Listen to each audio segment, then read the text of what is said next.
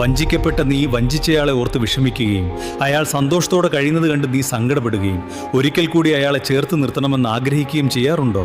ഉണ്ടെങ്കിൽ അയാളുടെ അസാന്നിധ്യത്തിൽ നീ നിന്നെ തന്നെ വഞ്ചിച്ചുകൊണ്ട് അയാളെ കൂടുതലായി സന്തോഷിപ്പിക്കുകയാണ് നീ ചെയ്യുന്നത്.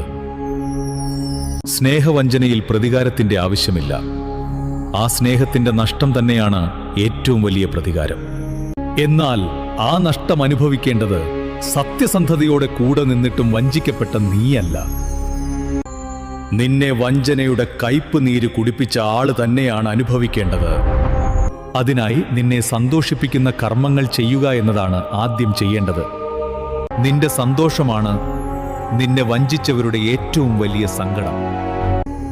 അതിനാൽ അവർ നിർത്തിയിടത്ത് നിന്ന് ചലിക്കാതെ അവരിലേക്ക് ശ്രദ്ധ പതിപ്പിച്ച് നിൽക്കുന്നത് നിർത്തുക. എവിടെയാണോ അവർ നിർത്തിയത്